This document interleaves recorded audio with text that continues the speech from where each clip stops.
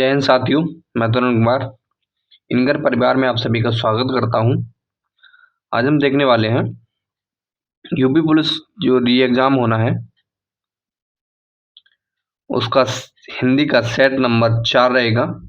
इसमें आपके 37 क्वेश्चंस रहेंगे, बिल्कुल प्रीवियस ईयर से संबंधित हैं और एग्जाम के लिए बहुत ही महत्वपूर्ण है। तो ज़्यादा टाइम ना लेते हुए चलते हैं क्लास की ओर। क्लास शुरू करने से पहले आप लोगों से एक रिक्वेस्ट है, यदि आप हमारे चैनल पर नए हैं तो चैनल को सब्सक्राइब कर लें, साथ ही साथ बेल आइकन को भी दबा लें, जिससे आने वाली नेक्स्ट वीडियो की नोटिफिकेशन आप लोगों को मिलता रहे। तो चलिए शुरू करते हैं, पढ़ते हैं अपने पहले प्रश्न की ओर। जो अपना पहला प्रश्न है,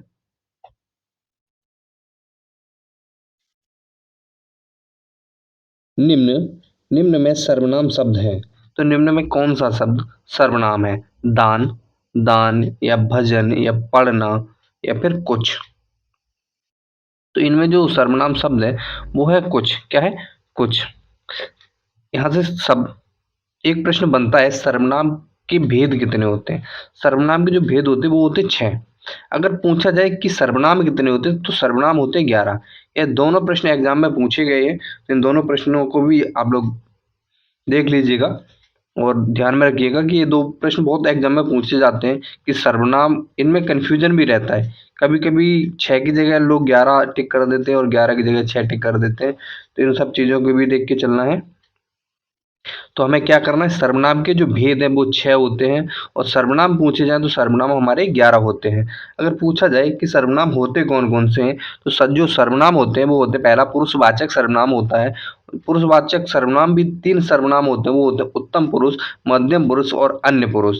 उसके बाद आता है निश्चयवाचक सर्वनाम, उसके बाद अनिश्चयवाचक सर्वनाम, उसके बाद संबंधवाचक, प्रश्नवाचक और निजवाचक सर्वनाम। यह कुल 6 प्रकार के सर्वनाम होते हैं। बढ़ते हैं अगले प्रश्न की ओर। जो अपना अगला प्रश्न है वो है, निम्न में विशेषण शब्द है। तो निम्न में कौन सा शब्द विशेषण है? विशेषण सबसे पहले जान लेते हैं कि विशेषण होता क्या है। किसी संज्ञा, किसी संज्ञा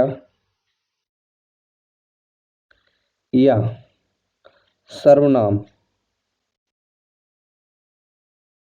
की विशेषता बताने वाले शब्दों को हम क्या कहते हैं? विशेषण कहते हैं। किसी संज्ञा या सर्वनाम की विशेषता बताने वाले शब्दों को हम विशेषण कहते हैं। तो इसमें कौन सा शब्द हमें किसी संज्ञा या सर्वनाम की विशेषता बता रहा है? तो कौन सा शब्द है? वो है शांत। क्या है? शांत। शांत शब्द एक विशेषण शब्द है। पढ़ते हैं अगले प्रश्न की ओर। जो अपना अगला प्रश्न है वह है, निम्न में प्रेरणार्थक क्रिया क्या है? तो निम्न में प्रेरणार्थक क्रिया क्या है?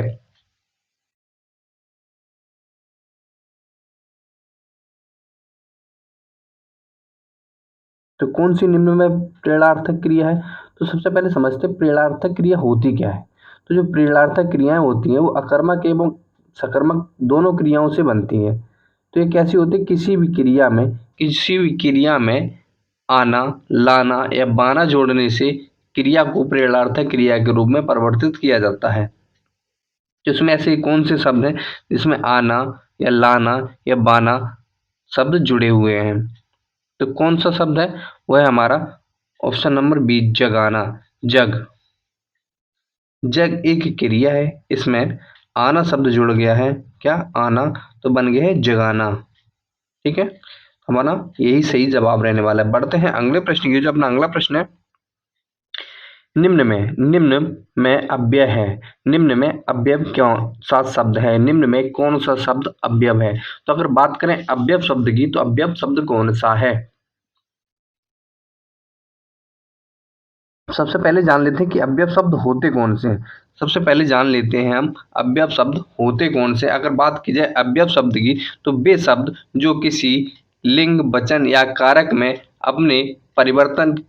अपने अंदर किसी भी प्रकार का विकार उत्पन्न नहीं करते हैं या परिवर्तन नहीं करते हैं या जो सेम जैसे के तैसे रहते हैं, वह अव्यय शब्द कहलाते हैं। क्या? अव्यय शब्द कहलाते हैं। तो इसमें कौन सा शब्द है जो अव्यय शब्द है? वह है हमारा, वह है आह। आह। बाद बाकी श्याम, श्याम एक क्रिया है। दक्षिण, दक्षिण एक दिशा है। भारत, भारत एक संज्ञा है। श्याम संज्ञा है, श्याम भी संज्ञा है। आह, आ एक ऐसा शब्द है जो अवयव का काम करता है। क्या? अवयव का काम करता है।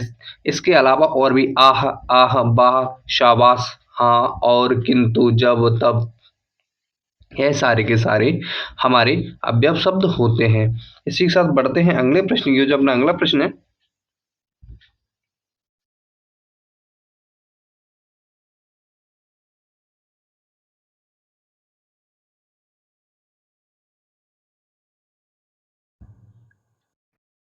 कि आंख का पर्यायवाची क्या है। आज आज ही हमने आज ही हमने आंख की पर्यायवाची आंख के पर्यायवाची याद करने के लिए कुछ ट्रिक्स हम आप लोगों के लिए लेके आ रहे हैं। पर्यायवाची याद करने की कुछ ट्रिक्स लेके आ रहे हैं। तो हमें इन्हें कैसे याद करना है, और जितने भी पर्यायवाची हैं, हर एक पर्यायवाची की एक शॉर्ट्स वीडियो आप लोगों को मिलेगी हमारे चैनल पर, जो बहुत ही महत्वपूर्ण होगी। आप लोगों को पता है, हर एक एग्जाम में, जिस भी एग्जाम में हिंदी आती है, जिस भी पेपर में हिंदी आती है, उसमें पर्यायवाची विलोम शब्द से एक या दो प्रश्न अवश्य पूछे जाते हैं। एक पर्यायवाची से या एक विलोम शब्द से, इन दो प्रश्न 100% आने होते हैं हर एक एग्जाम में। तो हमें पर्यायवाची और विलोम शब्द में थोड़ी ज्यादा अच्छी पकड़ बनानी होगी। तो बात की जा रही है आंख। आंख का पर्यायवाची क्या है? आंख का पर्यायवाची होता है लोचन। क्या होता है? लोचन। क्या होता है? लोचन। आंख के और अन्य पर्यायवाची होते हैं चक्षु, नयन, दृग, नेत्र, अच्छी इत्यादि। अगर बात की जाए पावक, पावक पावक किसका पर्यायवाची है? पावक पावक किसका पर्यायवाची है? तो पावक आग का पर्यायवाची। किसका? आग का। आग का पर्यायवाची है। आप लोगों को बताना है प्रभा। प्रभा किसका पर्यायवाची है? प्रभा किसका पर्यायवाची है? आप लोगों को कमेंट बॉक्स में बताना है। पढ़ते हैं अगले प्रश्न की ओर। जो अपना अगला प्रश्न है,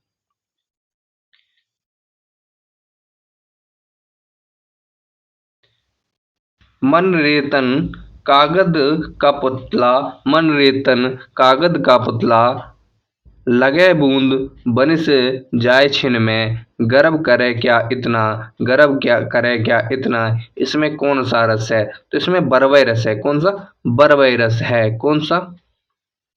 इसमें वैराग्य की भावना उत्पन्न हो रही है। जहां पर भी वैराग्य की भावना उत्पन्न होती है, जहां पर भी वैराग्य की भावना होती है, वहां पर शांत रस होता है। कौन सा? शांत रस होता है। जहां पर भी जिस भी पंक्ति, श्लोक या फिर किसी भी लाइन को पढ़कर मन में एक वैराग्य की भावना उत्पन्न हो, वहां शांत रस होता है। क्या? शांत रस होता है। आप लोगों को बताना है शांत रस का स्थायी भाव क्या होता है। शांत रस का स्थायी भाव क्या होता है? आप लोगों को कमेंट बॉक्स में छाप देना है। बढ़ते हैं अगले प्रश्न की ओर। जो अपना अगला प्रश्न है, तक्षक। तक्षक शब्द का अर्थ नहीं है। कौन सा शब्द है जो तक्षक शब्द का अर्थ नहीं है? उस शब्द का अर्थ नहीं है, यह इस विकल्प को हमें चुनना है। कौन सा तक्षक शब्द का अर्थ नहीं है? तो जो तक्षक शब्द है उसका अर्थ होता है बढ़ई, होता है बढ़ई, होता है सूत्रधार, होता है सूत्रधार, होता है सूत्रधार, होता है, और तथा विश्वकर्मा होता है। विश्वकर्मा होता है।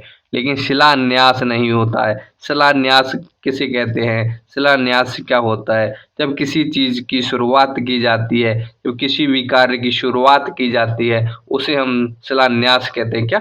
शिलान्यास कहते हैं। तो यही हमारा सही जवाब होगा। यह तक्षक शब्द का अर्थ नहीं है। बात करते हैं अगले प्रश्न की। जो अपना अगला प्रश्न है, भाव। भाव भाव का अर्थ नहीं है। कौन सा शब्द भाव का अर्थ नहीं है? अगर बात की जाए भाव की, तो भाव दर, दर को भी भाव कहते हैं। भाव विचार को भी कहते हैं, विचार को भी कहते हैं, और अभिप्राय को भी हम भाव से दर्शित करते हैं। लेकिन भवन, भवन को हम भाव के द्वारा प्रदर्शित नहीं कर सकते। भवन एक संज्ञा है। भवन एक संज्ञा है। क्या? भवन एक संज्ञा है। घर को हम भवन कहते हैं, किसी इमारत को हम भवन बोल सकते हैं, लेकिन भाव नहीं हो सकती। भाव क्या है? जिस चीज को हम देख नहीं सकते, छू नहीं सकते, वह सारे के सारे भाव होते हैं। जबकि हम भवन को देख भी सकते हैं और छू भी सकते हैं। बढ़ते हैं अगले प्रश्न की ओर। जो अपना अगला प्रश्न है, आज के वैज्ञानिक नए नए द्वारा हमारे जीवन को सुखमय बना रहे हैं। नए नए किससे? नए नए, ये जो खाली स्थान दे रखा है, इसमें क्या आना चाहिए? क्या आना चाहिए? नए नए आविष्कारों। अगर बात वैज्ञानिकों की हो रही है तो आविष्कार करेंगे, वैज्ञानिक आविष्कार करेंगे, वैज्ञानिक आविष्कार करेंगे तो क्या होगा? आज के वैज्ञानिक नए नए आविष्कारों द्वारा हमारे जीवन को शुभमय बना रहे हैं। बढ़ते हैं अगले प्रश्न की ओर। यदि इस रोग को आरंभ में ही काबू ना किया जाए तो यह संक्रामक हो जाता है। संक्रामक हो जाता है क्या? संक्रामक हो जाता है। संक्रामक हो जाता है, फैल जाता है। जैसे अभी कुछ समय पहले कोरोना फैल गया था, वह संक्रामक रोग था। इसी के साथ बढ़ते हैं अगले प्रश्न की ओर। जो अपना अगला प्रश्न है, सच्छात्र का संधि विच्छेद क्या होगा? तो इसका जो, जब भी आधा चा कहीं दिख जाए, आधा चा कहीं पे भी दिख जाए तो सबसे पहले उसे उस शब्द के से पहले आधा ता ले लेते हैं। आधा ता किस किस में है? आधा ता इसमें है, इसमें है और इसमें है। तो ये दो तो हमारे वैसे ही गलत हो गए, यह दो तो हमारे वैसे ही गलत हो गए। और आधा चक कब आता है? आधा चक कब आता है? आधा चक कब आता है? तो जब भी आधे ता के बाद सा आ जाए, आधे ता के बाद सा आ जाए, आधे ता के बाद सा आ जाए तो वह छा में परिवर्तित हो जाता है। किसमें? छा में परिवर्तित हो जाता है। तो अपना सही जवाब होगा option number B, option number B. बढ़ते हैं अगले प्रश्न की ओर। युद्ध में स्थिर रहने वाला किस समाज विग्रह का पद है? किस समाज विग्रह का पद है? तो किस समाज विग्रह का पद है?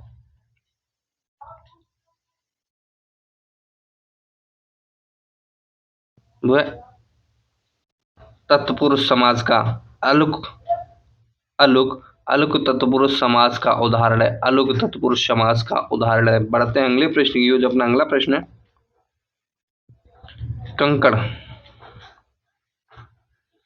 कन्नड़ का संबंध किस भाषा परिवार से है? कन्नड़ कन्नड़ किस भाषा परिवार से है? कन्नड़ किस भाषा परिवार से आती है? तो कन्नड़ जो हमारी है वो द्रविड़ भाषा परिवार से आती है। किसी द्रविड़ भाषा परिवार से।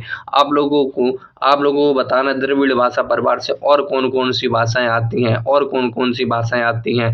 और कौन कौन सी भाषाएं आती हैं? और कौन कौन सी भाषाएं आती हैं? भारत में भारोपी भाषा परिवार का बहुत बड़ा योगदान रहा है। आरोपीय भाषा परिवार का बहुत बड़ा योगदान रहा है, जिसमें संस्कृत, पाली, प्राकृत, अपभ्रंश, हिंदी, उड़िया, बंगाली, पंजाबी आदि भाषाओं को बोला जाता है। आदि भाषाओं को बोला जाता है।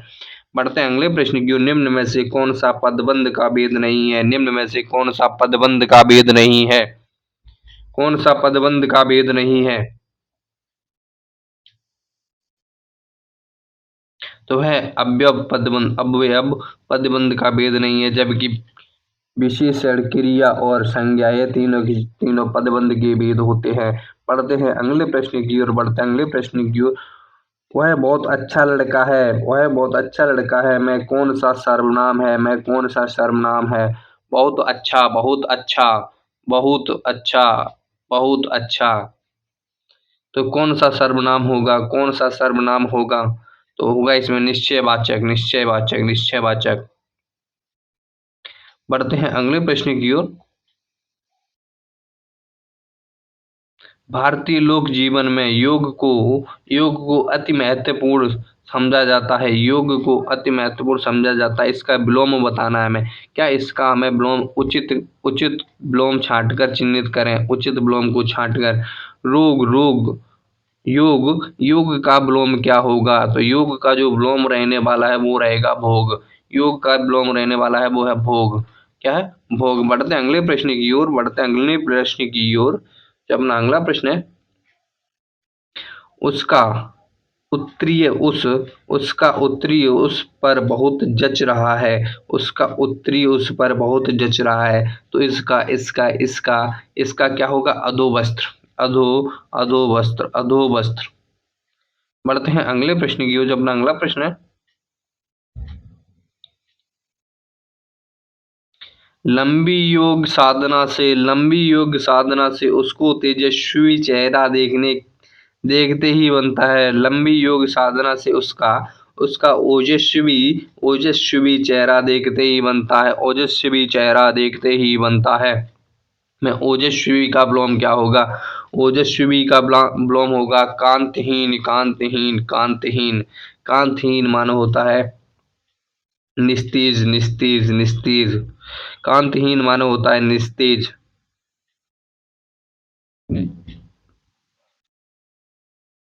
बढ़ते हैं अगले प्रश्न की ओर। शैतान की आंत, शैतान की आंत, इस मुहावरे का अर्थ क्या होगा? शैतान, शैतान माने भयंकर, शैतान माने भयंकर। बहुत लंबी वस्तु, बहुत लंबी वस्तु क्या होगा? बहुत लंबी वस्तु। शैतान पता नहीं कितना बड़ा होता है शैतान, इसलिए बहुत लंबी वस्तु इसका सही अर्थ होगा, बहुत लंबी वस्तु। बढ़ते हैं अगले प्रश्न की ओर। अपना अगला प्रश्न है, प्रत्यक्ष के द्वारा, प्रत्यक्ष के द्वारा, प्रत्यक्ष का, अप्रत्यक्ष का चमत्कारपूर्ण वर्णन किस अलंकार का लक्षण है? किस अलंकार का लक्षण है?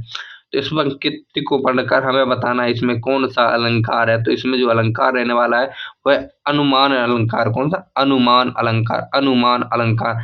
पढ़ते हैं अगले प्रश्न की। हिंदी, हिंदी खड़ी बोली किस अपभ्रंश से विकसित हुई है? जो हिंदी खड़ी बोली है, खड़ी बोली, हिंदी में जो खड़ी बोली है वो किस अपभ्रंश से आई है? तो आई स्वर सैनी से, स्वर सैनी से आई है। किससे? स्वर सैनी अपभ्रंश से। बढ़ते हैं अगले प्रश्न की ओर। तो अपना अगला प्रश्न है, द्विवेदी युगीन रचना जय भारत, द्विवेदी युगीन रचना जय भारत के रचनाकार है। जय भारत के रचनाकार कौन है? अगर बात की जाए जय भारत के रचनाकार की तो वह मैथिली शरण गुप्त। कौन है? मैथिली शरण गुप्त। आप लोगों को बताना है, आप लोगों को बताना महावीर प्रसाद द्विवेदी की कोई एक प्रमुख रचना, महावीर प्रसाद द्विवेदी की कोई एक प्रमुख रचना आप लोगों को कमेंट बॉक्स में छापनी है, आप लोगों को कमेंट बॉक्स में छापनी। बढ़ते हैं अगले प्रश्न की ओर। तो अपना अगला प्रश्न है, कबीर ने समाज के सुधार के अंतर्गत किसका उपदेश नहीं दिया है? किसका उपदेश नहीं दिया है? समाज के अंतर्गत किसका का उपदेश नहीं दिया है?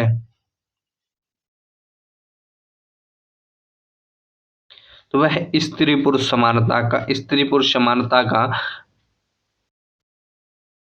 पढ़ते हैं अगले प्रश्न की ओर। जायसी, जायसी द्वारा रचित, मालिक मोहम्मद जायसी द्वारा रचित पद्मावत, पद्मावत निम्न में से क्या है? निम्न में से क्या है? वक्रयुक्ति है, अन्योक्ति है, रूपक काव्य है या समायुक्ति है? तो क्या है? तो यह एक समायुक्ति है, यह एक समायुक्ति है। बढ़ते हैं अगले प्रश्न की ओर।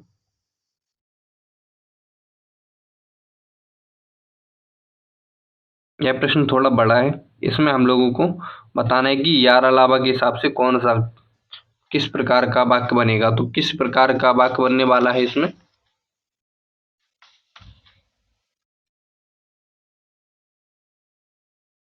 तो इसमें जो आपका सही जवाब रहने वाला है वो है डी। कौन सा? डी। आप लोग आराम से मिला लीजिएगा, इसका जो सही जवाब रहने वाला है वो है डी। इसके बाद आता है अपना 64 नंबर।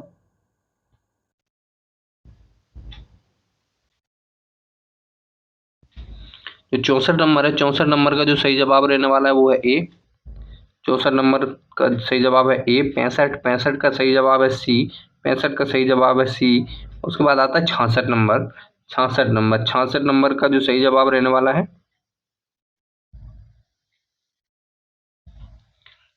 66 नंबर का सही जवाब रहने वाला है वो डी। या ला राबा, या ला राबा। उसको 67, 67 नंबर, 67 नंबर का जो सही जवाब है वो है ऑप्शन नंबर ए। आप लोग इस तरीके से इसको क्रमबद्ध कर लीजिएगा। पढ़ते हैं, इसके बाद आता है हमारा गद्यांश। गद्यांश के भी हम आप लोगों को आंसर बता देते हैं और इसको थोड़ा जूम आउट कर लेंगे जिससे कि आप लोग इसका स्क्रीनशॉट ले सकें। एक गद्यांश से इसको आप लोग घर पे आराम से कीजिएगा। इसके बाद इसके आंसर देख लेते हैं। उपयुक्त गद्यांश का सही शीर्षक क्या होगा? उपयुक्त गद्यांश का सही शीर्षक क्या होगा?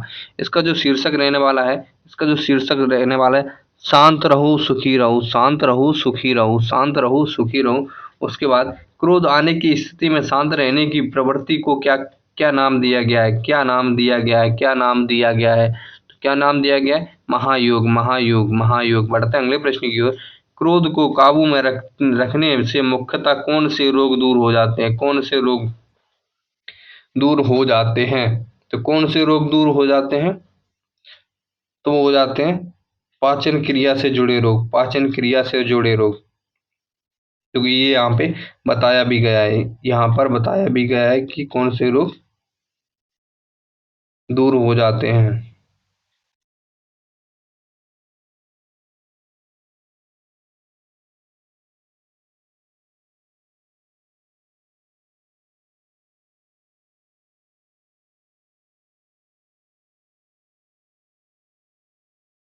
देखो, उपचार के बिना ही पाचन क्रिया स्वतः ठीक होने, पाचन क्रिया, ठीक है।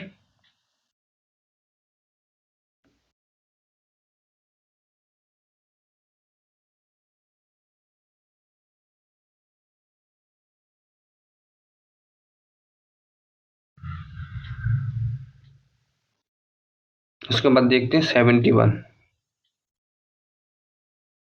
चिंता की रेखाएं कहाँ उभर आती है? चिंता की रेखाएं उभरते हैं ओजस्वी चेहरे पर। ओजस्वी चेहरे पर कहाँ? ओजस्वी चेहरे पर। उसके बाद शांत रहने की प्रक्रिया में आगे बढ़ने के लिए रात को क्या करें? रात को क्या करें? रात को क्या करें? क्रोध के अनुभव, क्रोध के अनुभव डायरी पर लिखें। क्रोध के अनुभव डायरी पर लिखें। क्या? क्रोध के अनुभव डायरी पर लिखें। क्रोध के अनुभव डायरी पर लिखें। उसके बाद जो कवित्री शब्द है, कवित्री शब्द का सही सही विकल्प कौन सा होगा? शुद्ध वर्तनी के हिसाब से कौन सा कवित्री रूप सही होगा? वो होगा ऑप्शन नंबर डी, कावायितिरी। उसके बाद आता है श्रुतलिपि। श्रुतलिपि का सही सही अर्थ, सही जो सुर क्या होगा? सही सही क्या होगा? तो वो रहने वाला हमारा बी, ऑप्शन बी, श्रुतलिपि। श्रुतलिपि, इस पे छोटी ई की मात्रा होती है, ता पे कोई मात्रा नहीं होती है, ता पर कोई मात्रा नहीं होती है। भंगु, भंगु सेठ तो बहुत ही दुष्चरित्र व्यक्ति है। दुष्चरित्र कैसे लिखा जाता है? दुष्चरित्र कैसे लिखा जाता है? तो लिखा जाता है ऑप्शन नंबर ए। इस क्लास में इतना ही, मिलते हैं अगली क्लास में, तब तक के लिए जय हिंद। ये वीडियो आप लोगों को कैसी लगी कमेंट बॉक्स में छाप दीजिएगा। और आप लोगों के लिए एक अच्छी बात यह है कि अब जल्दी से आप लोगों के लिए करंट अफेयर्स की क्लास भी शॉर्ट फॉर्म में आने वाली है, और रीजनिंग के शॉर्ट्स आप लोगों को जल्द मिलने लगेंगे, तो शॉर्ट्स वीडियो देखना कतई ना भूलिएगा। कम समय में ज़्यादा ज्ञान, इसलिए शॉर्ट को देखना बिल्कुल नहीं भूलना है।